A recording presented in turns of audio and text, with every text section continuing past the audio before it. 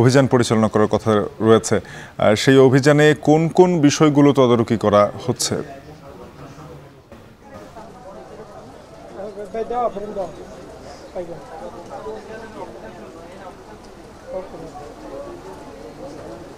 শাফিন, আমরা গত কয়েকদিন ধরে আসলে যে দেশের একটা চলমান পরিস্থিতি ছিল সেখানে কিন্তু আমরা পণ্য আনা নেয়া কিংবা নতুন পণ্য আসলে আসা সেগুলো আমরা কম কিন্তু দেখেছি। ফলে নানা ধরনের পণ্যই কিন্তু আসলে দাম বৃদ্ধি পেয়েছিল। ফলে আজকে কিন্তু ভোক্তা অধিকার অধিদপ্তর তারা কিন্তু মাঠে নেমেছে। আমরা এই মুহূর্তে রয়েছি রাজধানী শান্তিনগর বাজারে। সেখানে কিন্তু যদি একটু দেখাতে চাই যে ভোক্তা অধিদপ্তর যেই পণ্যগুলো আসলে তারা দেখছে যে কাঁচা সবজি কিংবা কাঁচা যেই অন্যান্য যেই বাজার রয়েছে সেই বাজারগুলো আসলে কতটা কি দামে বিক্রি হচ্ছে এবং সেটা বেশি নেওয়া হচ্ছে কিনা।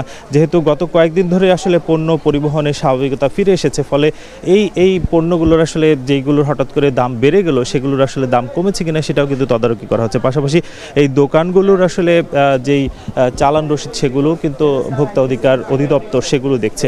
একটু জানিয়ে রাখতে চাই যে আজকে কয়েক মিনিট আগেই কিন্তু এই ভোক্তা অধিদপ্তর এই অভিযানটি শুরু করলেন এবং ভোক্তা অধিদপ্তরের যিনি মহাপরিচালক রয়েছেন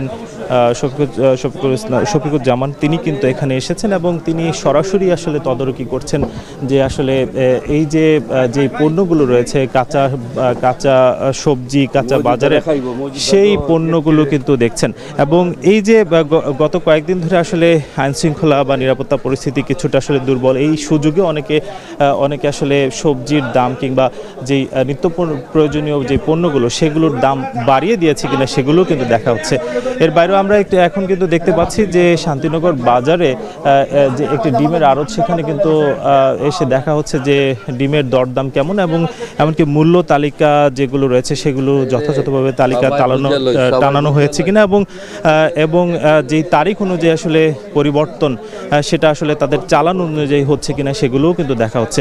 শুধুমাত্র আমরা কাঁচা বাজারেই দেখতে পাচ্ছি এমনটা নয়, যে শুকনো যে নিত্য প্রয়োজনীয় পণ্যগুলো রয়েছে সেগুলো কিন্তু ভোক্তা অধিকার থেকে এখনো পর্যন্ত তদারকি করা হচ্ছে। তবে আমরা অন্যান্য সময় যেটা দেখি যে অভিযানে জরিমানা করা হয় কিংবা সতর্ক করা হয়, এখন পর্যন্ত তারা কিন্তু এই ধরনের কোনো অনিয়ম পাননি।